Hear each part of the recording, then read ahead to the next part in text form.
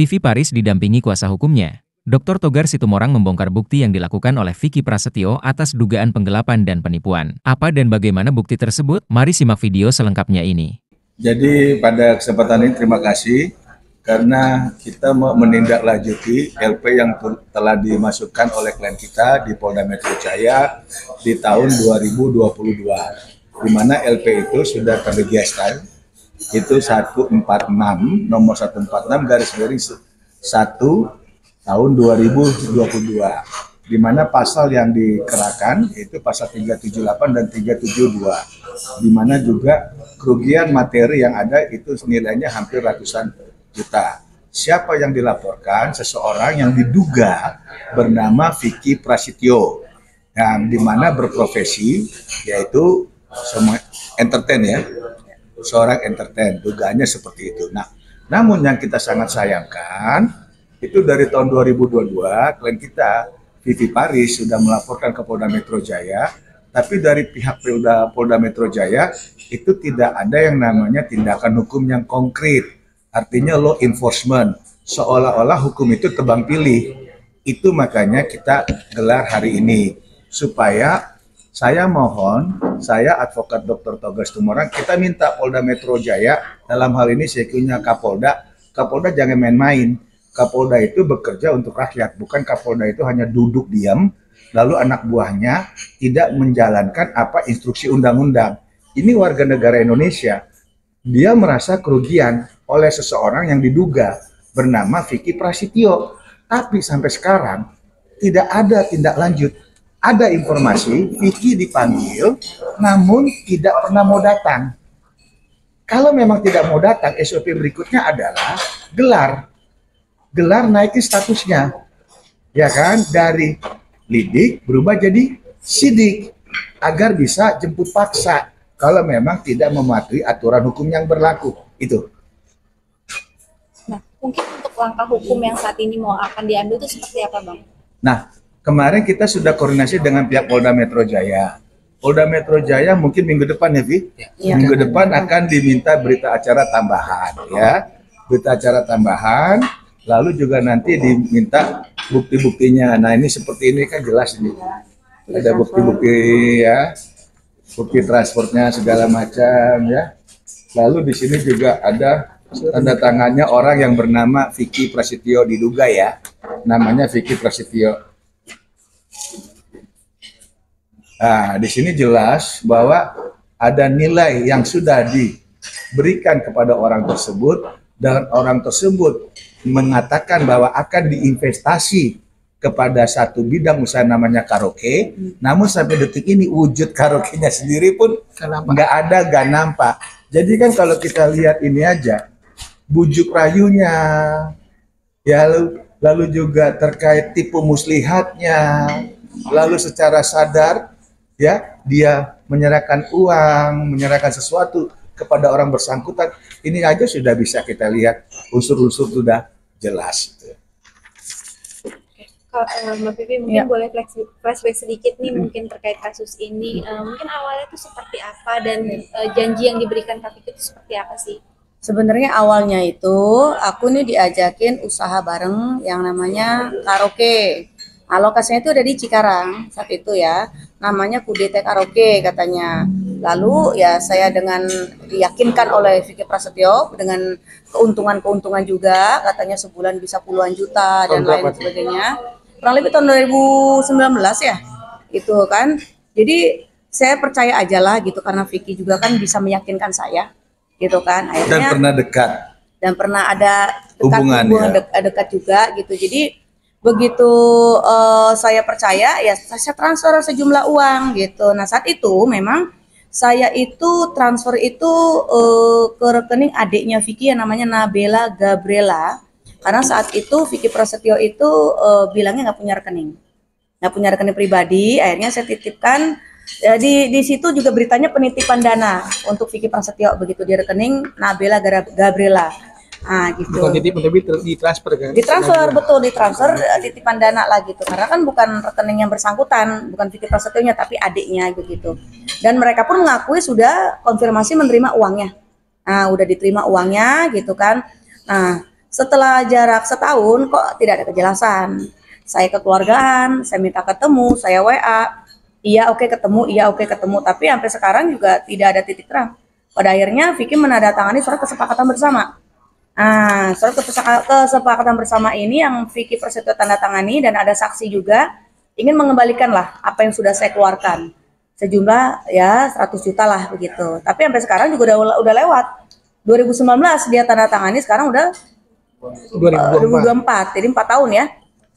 Begitu. Akhirnya karena kesabaran saya sudah habis, saya ngerasa dipermainkan oleh Vicky Prasetyo, akhirnya ya saya laporkan ke Polda Metro Jaya begitu. Nah, itu kan sempat ada pemanggilan. Nah, mungkin ada komunikasi gitu nggak sih? Atau mungkin alasan yang diberikan Vicky pada saat itu belum mengembalikan uang itu seperti apa? Nah, kalau alasannya ini kan pihak kepolisian yang mengetahui alasan pastinya. Kalau saya sih tidak tahu, saya hanya dikasih SP2HP. SP2HP itu isinya berbunyi bahwa adiknya Nabila Gabriela sudah dipanggil 2 kali. Dan Vicky Prasetyo pun sudah dipanggil 2 kali, belum ada datang sama sekali sampai saat ini. Nah, Bang, mungkin dari segi hukum sendiri seperti apa sih? Ini kasus sudah dari 2022 dan sampai sekarang ternyata nggak berjalan. Nah, mungkin seperti apa, Bang? Itu yang tadi seperti kita bilang di awal, bahwa polisi dalam hal ini penyidik wajib melakukan kepastian hukum. Artinya kalau memang secara SP2HP sudah jelas dinyatakan 2 kali terduga terlapor dipanggil tidak patut ataupun tidak datang secara patut, otomatis dilakukan gelar agar nanti dari lidik berubah jadi sidik. Karena kalau dengan sidik, maka polisi punya kewenangan jemput paksa. Itu loh. Kalau sekarang ini kan belum sifatnya. Sifatnya hanya biasa. Nah, jadi bisa aja dia mengingkari itu. Tapi dalam hal ini juga karena sudah 2022 laporan sudah masuk, ya, ini 2024. Ini juga kita minta ya pihak-pihak berwenang, dalam arti kata nanti kita akan ambil suatu kepastian apakah nanti kita minta push dari Propam, dari tempat-tempat yang lain sehingga kasus ini bisa dorong maju cepat. Tapi cukup kecewa nggak sih Kak dengan langkah hukum yang ternyata diambil malah tidak membuahkan hasil? Gini, ini bukan terkait masalah kecewa. Justru kita harus menghargai seorang warga negara yang namanya Vivi Paris itu tidak menggunakan cara-cara di luar koridor hukum. Justru Vivi Paris itu menggunakan instrumen hukum yang memang dikasih oleh undang-undang, yaitu dengan melaporkan kasus ini ke pihak kepolisian. Namun pihak polisi ya yang diberikan kewenangan tidak menjalankan apa yang diamanatkan oleh undang-undang. Nah, ini yang jadi kita pertanyakan. Apakah polisi takut sama Vicky Prasetyo? Ini yang patut kita pertanyakan. Sementara kita tahu di negara kita sebagai negara hukum tidak ada ya orang yang kebal hukum, semua sama, ya, equality semua, siapapun itu, ya. Jadi dalam hal ini kita mohonlah pihak Polda Metro Jaya jangan terlalu lama-lama, tetap jalankan ini kasus dengan segera. Minggu depan klien kami akan kooperatif membuat BAP lagi tambahan. Tapi setelah itu konkret dong. Saya advokat Dr. Tegar Situmorang akan mengawal kasus ini. Jangan sampai ada tebang pilih. Jangan mentang-mentang orang yang terduga yang namanya Vicky Prasetyo ini sama keluarga dan adiknya itu. Apakah karena orang terkenal jadi ada sesuatu. Public figure yang nggak begitu juga. Public figure juga kalau memang dia melanggar hukum, dia patut dihukum. Gitu. Proses juga. Harus diproses. Nggak ada yang namanya di Indonesia sebagai negara hukumnya kebal hukum. Nggak ada. Mungkin untuk pasalnya itu tuntutannya berapa lama? Pasal itu kan 378, 372. Kalau di 372-nya itu kan hanya 4 tahun.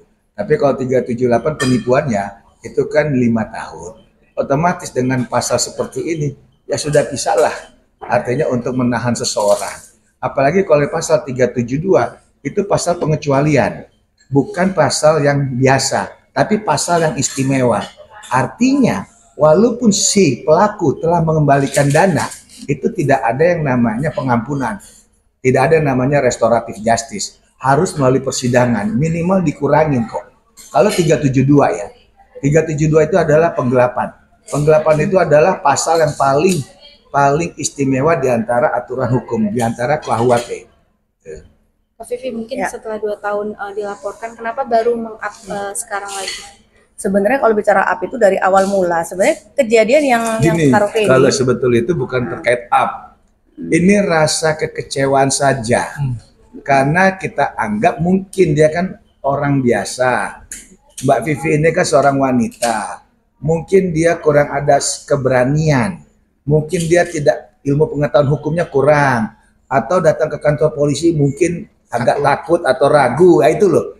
Nah, otomatis dia butuh satu pendamping, pengacara yang memang satu konsisten, kedua yang ngerti pasal itu gitu loh. Banyak pengacara yang kadang-kadang terima kuasa tapi tidak lanjutnya nggak ada. Bahkan kita fokusnya harusnya A, malah ngelebar jadi B, jadi C, jadi D. Banyaknya pengacara seperti itu juga. Makanya dengan ditunjuknya kita mohon sama Polda Metro Jaya, tolong kerja yang benar. Karena apa? Ini adalah warga negara kita yang telah membuat laporan resmi 2 tahun yang lalu, tapi belum ada titik temu atau titik terangnya. Oke Bang, tapi mungkin rencana ke Poldanya kapan? Nah, rencana ke Polda untuk BAP tambahan itu minggu depan. Di hari apa? Kemungkinan besar Senin. Jam 10 pagian lah ya. Ya. Karena kita udah ditunggu di sana Sudah ditunggu. terkait BAP tambahan. Dan yang lucunya ini kan penyidik yang Baru.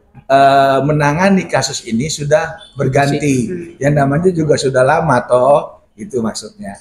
Makanya jangan sampai nanti kasus ini mengambang atau kasus ini tidak berjalan, malah kelihatan terbengkalai. Ya kita mohonlah Kapolda Metro jangan seperti itu, tolong dikasih tahu daripada penyidiknya agar cepat bisa diproses ini kasus. Bang, untuk Vicky Prasetyo mungkin ada Bang?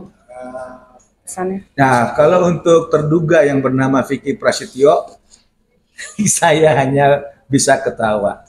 Bagaimana Anda bisa memimpin satu daerah kalau memang tidak ada sedikit pun rasa sebagai seorang pemimpin?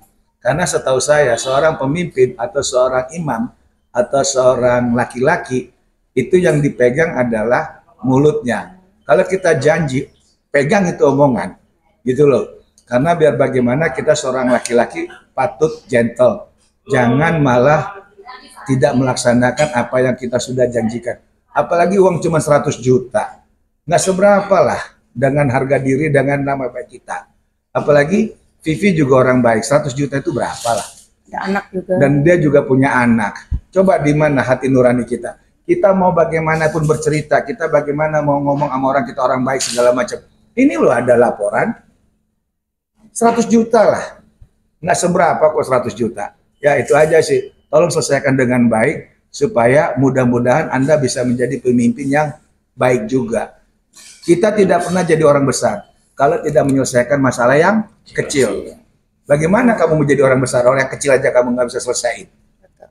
Saya Dr. Togar Situmorang menanti kebaikan Anda. Mungkin soal surat kesepakatan ini, setelah tanda tangan surat ini, apakah ada menyicil gitu? Nggak ada sama Nggak ada sekali. sama sekali menyicil. Jadi memang Vicky Prasetyo ini memang tanda tangan surat ini setelah itu ya angin lalu. Nggak ada realisasi sama sekali, akhirnya makanya saya laporkan. Gitu. Jadi saya minta sama Vicky Prasetyo tolong kooperatif lah. Di saat dipanggil ke kepolisian kooperatif gitu, tunjukkan ya gentleman jadi laki-laki gitu, jangan lari-lari terus. Jadi dengan adanya juga sama dipanggil juga nggak pernah datang. Saya minta kooperatif lah, ya kan, jangan menutupi apa yang sudah ada dan real ini loh.